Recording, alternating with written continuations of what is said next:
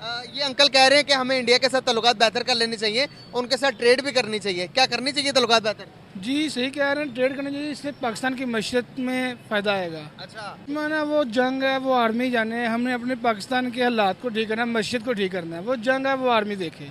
हाँ या हो, फिर तो सबसे आगे ये बाबा लगेगा। जा सबसे आगे बाबा लगेगा। पता क्यों? मैंने जिंदगी 56 बारें देख लिया, मुझे कोई टेंशन नहीं है। ला इलाहा इल्लल्लाह मोहम्मद रसूल, मैं शहीद हो गया ना, मुझे सरदर्दी नहीं है।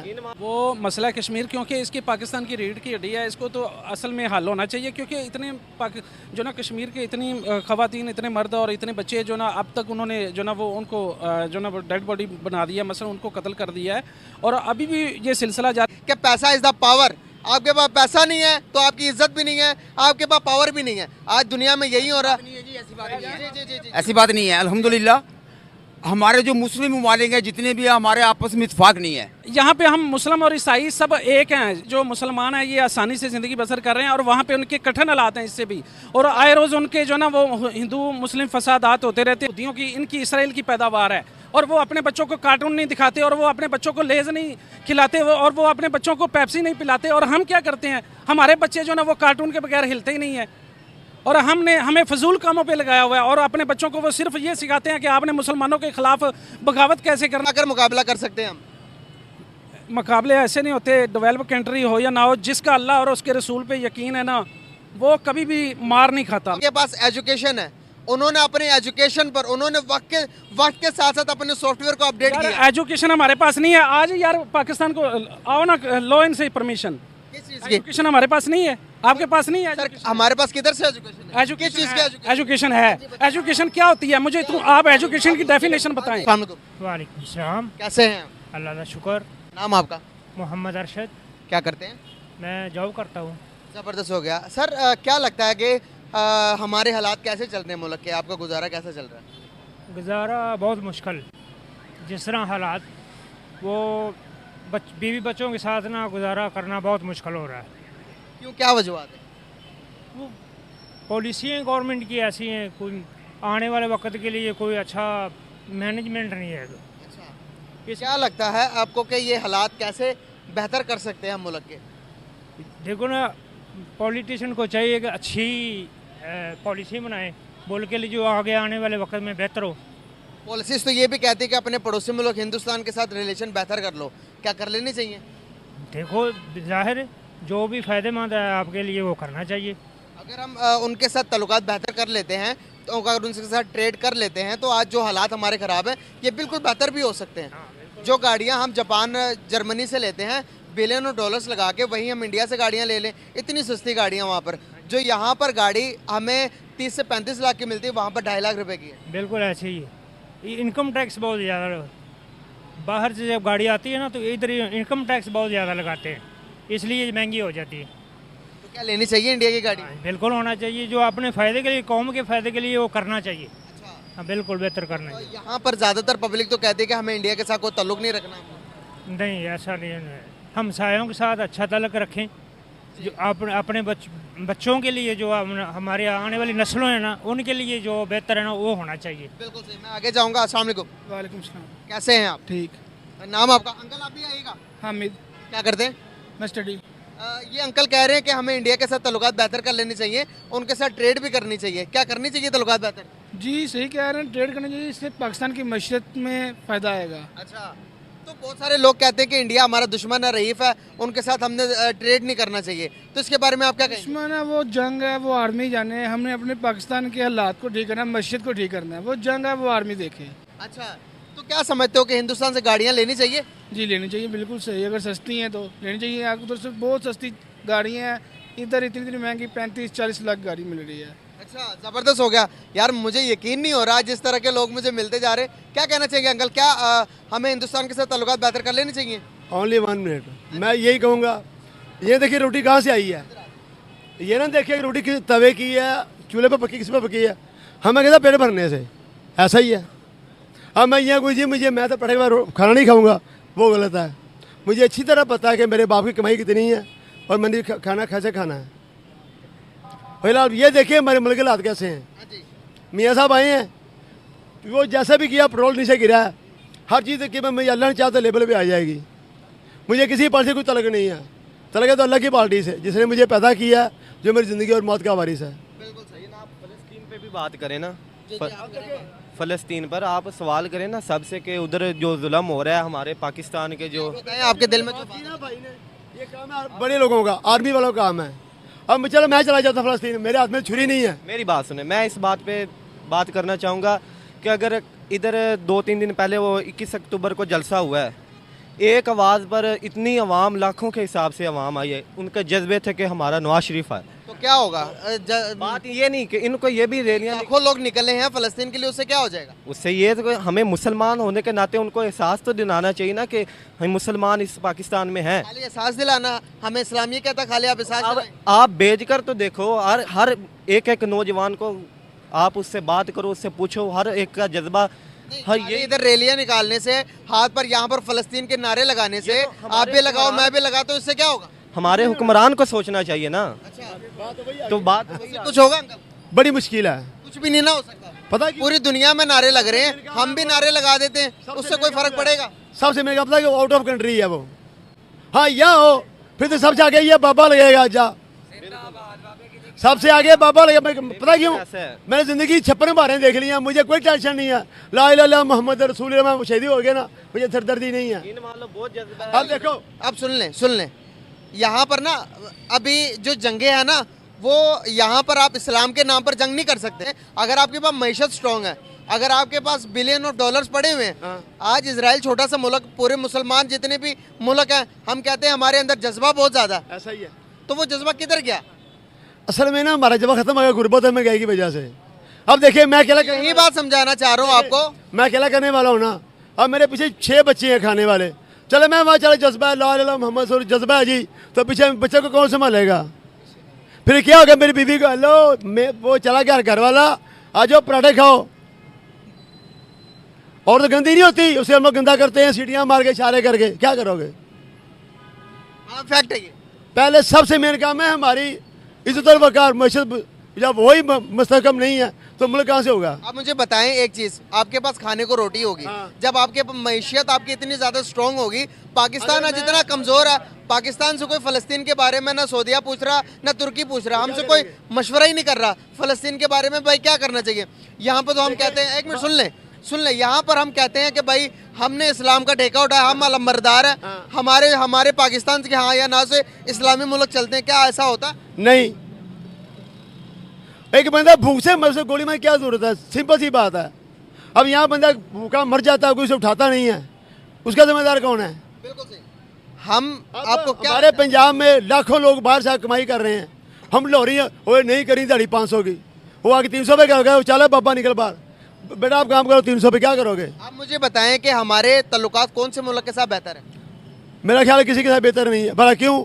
हमारे जो शुरू हुआ है ना पकड़ धकड़ धिंगा मुश्ती, मुझे ये पसंद नहीं है। हमने अफगानिस्तान को अपना दुश्मन बनाया हुआ, इसीलिए। भला क्यों? वहाँ डॉलर कितने का है? तकरीबन 73-71। हाँ, तो यहाँ कितने का है? यहाँ पर 273। तो फिर वो अमीर हुआ ना हमसे। वहाँ के $4 कमाओ, यहाँ के उनसे 1000 रुपये ले लो। हम सारा दिन वो क्या कहते हैं पंजाबी में रगड़ते हैं, और पता क्या ठेकेदार कहता है तू है ही 11 बजे है, तुझे मैं कहते 500 दे दूँ। फिर मैं कहता हूँ ठेकेदार साहब तुम्हारी मेहरबानी है, मुझे 400 ही दे दो यार। मेरे पीछे एक और खड़ा, मुझसे ज़्यादा जरूरतमंद है, बाबे को भगा मुझे 200 दे दी। बिल्कुल सही। पाकिस्तान जिंदाबाद। शुक्रिया। अस्सलाम वालेकुम। वालेकुम अस्सलाम रहमतुल्लाह बरकातहू। जी ठीक है आप? शुक्र है, अल्लाह पाक का करम है। नाम बता दें अपना, थोड़ा सा पीछे जाएं। मेरा नाम तसीर अहमद है। क्या करते हैं? मैं मिनहा यूनिवर्सिटी में होता हूँ। ज़बरदस्त हो गया। क्या वहाँ पर क्या करते हैं? वहाँ पे एज ए असिस्टेंट HOD के काम कर रहा हूँ। ज़बरदस्त हो गया सर। क्या कहना चाहेंगे, क्या हमें अपने तल्लुकात हमारे पड़ोसी मुल्क हिंदुस्तान के साथ बेहतर कर लेनी चाहिए? तल्लुकात तो हम हमेशा से बेहतर रखने की कोशिश करते हैं, लेकिन अगर वो ही नहीं दुरुस्त होते तो फिर जो ना जैसा वो चाहते हैं वैसा कर दें। नहीं, कब आप हमने कोशिशें की, बहुत ज़्यादा आला दर्जे पर जाकर कोशिशें की हैं, जहाँ पर हमने कहा हो कि भाई जो भी कुछ हमारे पास में गुजर गया, मुस्तकबिल में जो भी फ्यूचर में पास में हुआ था उस सबको भूलकर अभी नई शुरुआत करते हैं। कब हमने ऐसे किया? हमेशा पाकिस्तान ने जो ना उनके लिए जो ना पेशकदमी की है, कोशिश की है, बेहतर उनको सराहा है कि आप आएँ इधर जो ना टेबल टॉक करें, लेकिन वो उन्होंने हमेशा जो ना अपनी ज़ात पात को ही सामने रखा है और जो ना पाकिस्तान के जो ना बहुत से मसाइल को उन्होंने समझने की कोशिश नहीं की। उन्होंने अपनी जो ना मामलात को जो ना हम पे हैवी करने की कोशिश की, जिसकी वजह से जो ना वो नहीं हो सके। और जो बैरूनी ताकतें हैं वो भी नहीं चाहती कि पाकिस्तान और इंडिया जो ना ये आपस में इनका इत्तेहाद हो और ये आपस में सुलह से बैठें, क्योंकि वो नहीं चाहते। क्योंकि अगर हम सुलह से बैठ गए ना, अगर हम आसान हो गए ना, तो फिर जो ना पूरी जो बैरूनी ताकतें हैं ना, जो जितना कुफर है ना, उन सबको हमसे जो ना खदशात हैं। अब मुझे बताएं कि आपने कहा कि पाकिस्तान ने बड़ी कोशिशें की हैं हर दफ़ा के टेबल टॉकिंग पे बात हो। मेरे सर्च के मुताबिक जितनी दफ़ा इंडिया ने कोशिशें की हमसे बात बेहतर करने की, जब भी वो हमसे बात बेहतर करने की कोशिश करते हैं हम यहाँ से मसला कश्मीर को उठा लेते हैं। वो मसला कश्मीर क्योंकि इसकी पाकिस्तान की रीढ़ की हड्डी है, इसको तो असल में हल होना चाहिए। क्योंकि इतने जो ना कश्मीर के इतनी ख़वातीन, इतने मर्द और इतने बच्चे जो ना अब तक उन्होंने जो ना वो उनको जो ना वो डेड बॉडी बना दिया, मसलन उनको कत्ल कर दिया है और अभी भी ये सिलसिला जारी है। और पाकिस्तान वाले तो ये चुपके से उनको जो ना वो समझ लेके ऐसे उनको दे के जो ना बैठ जाते हैं और ना तो उनके लिए एहतजाज करते हैं। और सबसे बड़ी बगैरत हमारी गवर्नमेंट है। जो मुझे एक बात बताइए, आपने कहा कि भाई कश्मीर के अंदर बहुत ज़्यादा जुल्म और ज़्यादती हो रही है हमारे मुसलमानों के साथ, आप उसकी कश्मीर की तो बात कर रहे हैं, जो मौजूदा टाइम हमारे इधर के हालात है इसके बारे में कौन बात करेगा?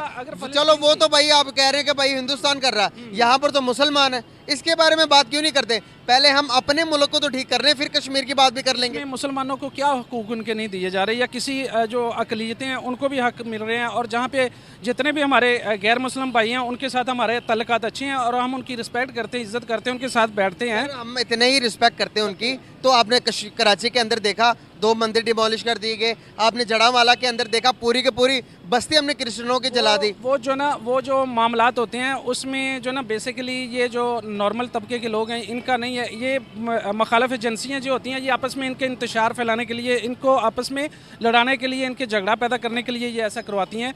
इसमें बड़े बैरूनी ताकतें हैं जो इसमें जो ना काम में अमल दखल कर रही हैं और जिनकी वजह से ये पाकिस्तान में ऐसे मसाइल पैदा हो रहे हैं। वरना हम में ऐसा नहीं है कोई मसला, जो ना हम मुसलमान और यही बात तो इंडिया भी तो कर सकता है कि भाई हम में ऐसा मसला नहीं है, बैरूनी ताकतें यहाँ पर आकर बाहर से कोई फॉर एग्जांपल क्या अमेरिका के लोग आकर हिंदुस्तान के अंदर हिंदू मुसलमान के फसादात कर रहे हैं, हम तो पाक साफ है, ये बात तो वो भी कर सकते हैं। हमारी गलती, हमारे मिस्टेक सबसे बड़ी ये है कि हम अपने ब्लेम्स अदर दूसरों पर डालते हैं, हम अपनी गलतियां नहीं मानते। अगर हम अपनी गलतियां मान लिया होता ना तो आज पाकिस्तान भी एक डेवलप कंट्री होता, जिस तरह से इंडिया डेवलपमेंट की तरफ जा रहा है। आपको पता है जब से इंडिया आज़ाद हुआ उसने अपनी गुर्बत पर इतनी काबू पा लिया, 15% से ज़्यादा लोग अपनी गुर्बत के लकीर से जो नीचे थे उनको मिडिल क्लास तक लेके आ गए, अपर मिडिल क्लास तक ले गए। हम यहाँ पर देखें हमारे 75% गुर्बत की लकीर के नीचे से नीचे गुजर गए हम। तो हमें अब क्या होश के नाखुन लेने चाहिए या नहीं? ये जो गुर्बत है ना, ये किसी गवर्नमेंट ने ठीक नहीं करनी है, ये बात लिख लें आप, 100% है। क्योंकि जो भी आएगा ना वो लूटने वाला ही है, चाहे वो मुस्लिम लीग है, चाहे वो पीटीआई है, चाहे वो पीपल पार्टी, कोई भी जमात है ना, वो सारे लूटने में, लूट मार के लिए आते हैं और बस चले जाते हैं। और इनके बस यही जो ना नखरे ख़त्म नहीं होते और ये कुर्सी के लिए जीते हैं, कोई अवाम के लिए नहीं जी रहा और किसी ने अवाम के लिए कुछ नहीं किया। अगर ये अवाम के लिए कुछ करना चाहते तो अभी तक बहुत कुछ हो चुका था। और ये सबसे बड़ी बात ये है ना, महंगाई वगैरह का ये रोना जो है ना, इन्होंने अवाम को इतना नीचे गिरा दिया है कि अब वो बेचारे अपना हक मांगने के लिए भी निकलने को डरते हैं। वो कहते हैं यार हमारा दिहाड़ी टूट जाएगी, हम अपने बच्चों को, बेटों को, अपने घर वालों को खाना कैसे खिलाएंगे अगर हम एहतजाज के लिए निकलेंगे। इन्होंने ये सारा हाल हमारा इन्होंने ही किया है, ये गवर्नमेंट ने किया है। यही हाल हिंदुस्तान में मुसलमानों को भी होता होगा?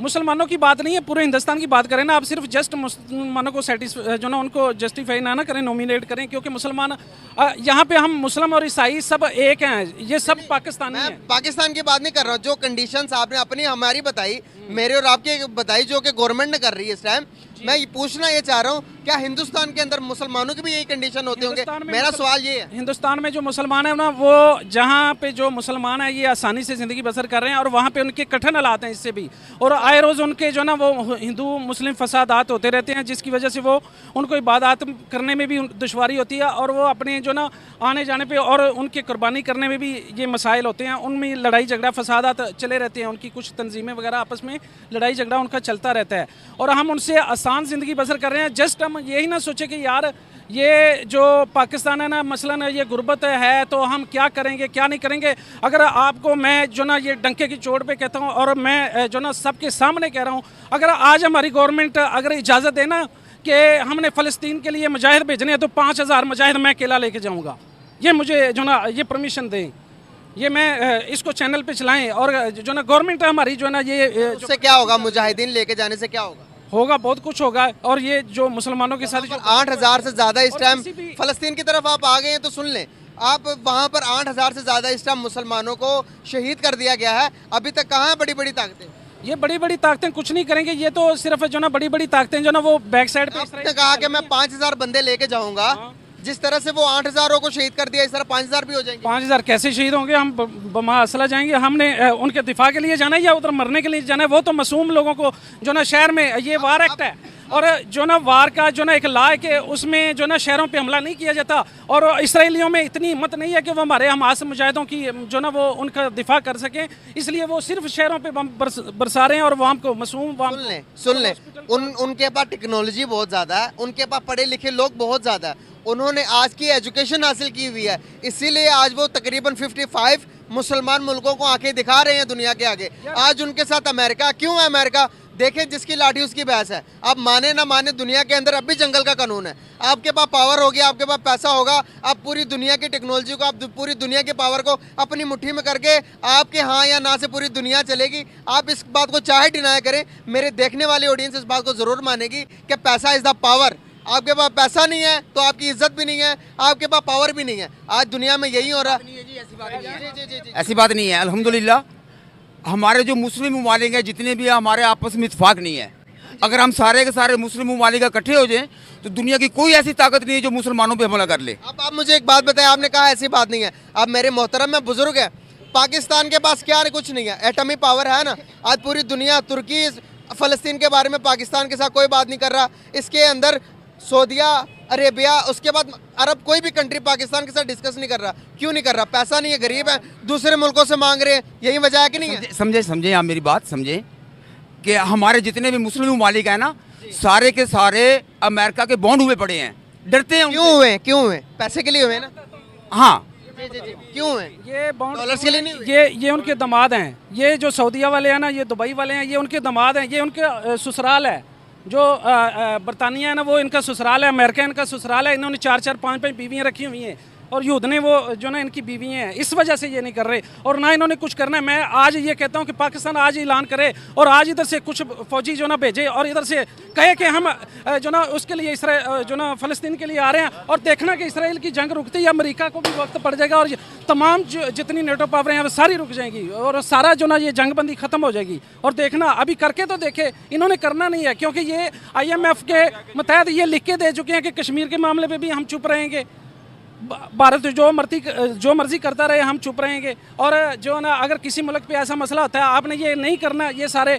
और ये कर्ज लेके खाते कौन है? हमारे जो वजीर मशीर हैं, ये ख़त्म करें इनको, इनकी गाड़ियाँ, इनकी सहूलतें, इनके सारे जो ना मरात इनको जो दी हुई हैं वो ख़त्म करें और वज़ीरों को कम करें। और आने वाली गवर्नमेंट जो है ना वो सिर्फ चंद मखसूस वज़ीर बनाएं और ये सारे अखराजात हमारे गरीब आवाम के टैक्स पड़ रहे हैं, ये सारे वो लूट के जा रहे हैं और खा पी रहे हैं, मौजे उड़ा रहे हैं और उन्होंने कुछ नहीं करना। आपने कहा, मेरी बात सुने, मेरे बड़े हैं आप, मेरे मोहतरम भी हैं। आपने कहा कि हम IMF से हमने लिया हुआ सिग्नेचर करके, आज के टाइम के अंदर हमारी पूरी कौम, ये बच्चा भी 25 लाख का कर्जाई है, पैदा होने वाला बच्चा भी पाकिस्तान का कर्जाई है। मेरी बात वहीं पर है, पैसा इज़ द पावर। आपके पास पैसा है तो आप पूरी दुनिया को अपनी मुट्ठी में कर सकते हैं। आपके पास एजुकेशन है तो, आपके पास नॉलेज है तो, आपके पास इल्म है तो पूरी दुनिया की चीज़ें इकट्ठी कर सकते हैं। इजराइल देख ले, इजराइल अपने छोटे बच्चे को, 7 साल के बच्चे को क्या पढ़ाता है? इखलाकियात सिखाता। क्या हमारी इखलाकियात उस लेवल की? मैं बताता हूँ इखलाकियात वो कैसा सिखाता है। वो इखलाकियात उसने क्या सिखाना है, वो हमें जो ना ये जितने कार्टून चल रहे हैं ये यहूदियों की, इनकी इसराइल की पैदावार है और वो अपने बच्चों को कार्टून नहीं दिखाते और वो अपने बच्चों को लेज नहीं खिलाते और वो अपने बच्चों को पेप्सी नहीं पिलाते। और हम क्या करते हैं, हमारे बच्चे जो ना वो कार्टून के बगैर हिलते ही नहीं है और हमें फजूल कामों पे लगाया हुआ है और अपने बच्चों को वो सिर्फ ये सिखाते हैं कि आपने मुसलमानों के खिलाफ बगावत कैसे करनी है, मुसलमानों को धोखा कैसे देना। और ये हमेशा फसादी और धोखेबाज रहे हैं और ये इन पे एतमाद करना हमारा जो ना मुसलमानों का शेवा नहीं है। और हम अगर इन पे एतमाद करते रहेंगे तो ऐसे जूते खाते रहेंगे और ऐसे ही सियासतदान जो है ना हमारे, ये उनके जो ना पिट्ठू हैं और इनके ये चमचे हैं सारे जितने भी सियासतदान हैं। आपको पता है इसराइल की कुल आबादी कितनी है? इसराइल की आबादी के मतलब मैं नहीं जानता कि कितनी है। आबादी सिर्फ और सिर्फ उनकी 1 करोड़ भी पूरी नहीं है आबादी। चंद 1 लाखों के लोग आज पूरे तकरीबन 2 अरब से ज़्यादा मुसलमान हैं। उनको उनके नाक में दम कर रखा, तो सर मानना पड़ेगा आपको आपको, ये मानना इस पड़ेगा। बात को मानना पड़ेगा कि उनके पास एजुकेशन है, उन्होंने अपने एजुकेशन पर उन्होंने वक्त के साथ साथ अपने सॉफ्टवेयर को अपडेट यार किया। एजुकेशन हमारे पास नहीं है आज यार, पाकिस्तान को आओ ना, लो इनसे परमिशन। किस चीज की? एजुकेशन हमारे पास नहीं है, आपके पास नहीं है सर education? हमारे पास किधर से एजुकेशन है? किस चीज की एजुकेशन एजुकेशन है। एजुकेशन क्या होती है मुझे आप एजुकेशन की डेफिनेशन बताएं। इल्म क्या होता है, तो आप मुझे एजुकेशन के डेफिनेशन बताएं। इल्म वो होता है कि जो आपको जिंदगी के सहूलियात के बारे में बताए, दुनिया के बारे में बताए। जब तक आप इल्म वही लेकर घूमेंगे जो एक्सपायर हो गया। फॉर एग्जांपल कि आपका पास मोबाइल है, आप यही मोबाइल जो 2006 वाला बटनों वाला मोबाइल इस्तेमाल करें आज के टाइम के अंदर, आपको ना नेट का पता होगा ना दुनिया का पता होगा। आप अगर इसराइल का बाइकआउट करना है तो नेट बंद कर दे, मोबाइल चलाना छोड़ दे। उन्होंने हमें मजबूर किया हुआ, दुनिया का हर एक सर्किट इसराइल से होकर गुजर रहा है। आप नेट भी चला रहे हैं, पैसा इसराइल को जा रहा है। आप यहाँ पर बच्चों की बुक्स भी खरीद रहे हैं, इसराइल को पैसा जा रहा है। इलेक्ट्रिसिटी इवन के मोबाइल का कैमरा तक इसराइल बना रहा है। आप मुझे बताएं, जवाब देना तो इसमें दें, अपने आप को डेवलप करें, डेवलप कंट्री बने, फिर जाकर मुकाबला कर सकते हैं हम। मुकाबले ऐसे नहीं होते, डेवलप कंट्री हो या ना हो, जिसका अल्लाह और उसके रसूल पे यकीन है ना, वो कभी भी मार नहीं खाता। मैं सुन ये लें, हकीकत बता आपकी रहा इस बात पे भी मैं जवाब देता हूँ। जब आप सल्लल्लाहु अलैहि वसल्लम दुनिया में थे, हूं। जब जंगी होती थी किधर होती थी? तरवालों के बास पर, घोड़ों के बिना पर होती थी। आज इसराइल ने अपना ईमान की मजबूती सुन लें, से, ईमान की उन्होंने आप सल्लल्लाहु अलैहि वसल्लम ने उस टाइम के मुताबिक अपनी तैयारियां की, कामयाब होते गए। गजवाए ओहद, गजवाए बदर, हर एक जंग में कामयाब हुए। कैसे हुए? क्योंकि उन्होंने तैयारियां इस तरह की थी, ईमान उतने स्ट्रॉन्ग थे। आज के टाइम के अंदर हमारी तैयारी उस किस्म की नहीं है। आज का टाइम है घोड़ों पर जाकर जंगों करने का टाइम नहीं है भाई। आज इकोनॉमिकल पावर बनना है आपने कौन सा बायो जंगें चल रही हैं? सुन ले यहाँ पर बायो वेपन चल रहे हैं, बायो वेपन्स। ये कोरोना वायरस क्या था? बायो वेपन था। अब आपको हमें पता ही नहीं होगा यहाँ पर बायो वेपन किसे कहते हैं। घर पे बैठ के, मुल्क पे बैठ के आपने बटन दबाना, उस मुल्क की सारी अवाम तबाह हो जाएगी। फिर हम घोड़े लेकर या तरवाले लेकर जंग करने जाएंगे, आप 5000 बंदे भी लेके जाएंगे तो क्या कर लेंगे आप? अगर ऐसे तबाह होती हो ना, तो फिर अमेरिका जो है ना, वो अभी तक सारे मुल्कों को तबाह कर देता। ये बायो वेपन्स ये मामला मानना ज़रूरी है, ठीक है, होता है ये आबो हवा में, इसके जो ना होते हैं जरासीम होते हैं इनके, ये ज़रूर है। लेकिन जो ना कोई भी बंदा ये यकीन रख ले कि जब तक अल्लाह पाक ने उसको मारना नहीं ना चाहता, तो वो सारी दुनिया उसको मारने की कोशिश करे, नहीं मर सकता। और अगर अल्लाह उसको मारना चाहे तो पूरी दुनिया उसको बचाना चाहे, कोई नहीं बचा सकता। ये बात है। तो जब हमारा ईमान ही मजबूत नहीं होगा, हम सिर्फ जस्ट ये जो ना दुनिया के श्रृंगार, दुनिया की खूबसूरती और दुनिया की रंगीनी और ये सहूलियात देख के, ये सारी सहूलियात हैं, ये सारा ख़त्म होना है। ये नेट सिस्टम, ये सारा जो ना ये आखिरकार ये ख़त्म होना है, हैंग होना है। इस पे जो ना, इस पे भी पाबंदी आनी है। इस पे पाबंदी आए या ना आए, दुनिया एक दफ़ा जो ना इस पे, जैसे इसराइल उसके साथ कर रहे हैं ना, ऐसा तमाम लोगों के साथ होना है। अब ये देखिए, आज फ़लस्तीन की बारी है, फ़लस्तीन को ऐसे किया जा रहा है, कल को पाकिस्तान की बारी आ सकती है, कल को जो ना सऊदीया की बारी आ सकती है, दुबई की बारी आ सकती है, कल को जो ना किसी और मुल्क जो ना इस्लामी मुल्क की बारी आ सकती है। तो अगर सिर्फ हम ये देखेंगे कि ये टेक्नोलॉजी होगी, वो होगी, अभी टेक्नोलॉजी नहीं है हमारे पास। ये जो मिसाइल पड़े हुए हैं किस लिए हैं? हमारे पास जो एटम बम है ये किस लिए हैं? ये दिखावे के लिए हैं या शुरलियाँ पटाखे हैं? ये शादी ब्याह पे चलाने वाले हैं। कर्जा इतना लिया हुआ IMF से, हर चीज उनके अंडर है। आप यहाँ पर यही सांस बात भी तुमने पहले की आप है। यहाँ पर सांस भी IMF के मर्जी के बगैर नहीं ले सकते। अगर आपने दुनिया को अपने आप को मनवाना है तो पैसे के तौर पर आपको मजबूत होना पड़ेगा।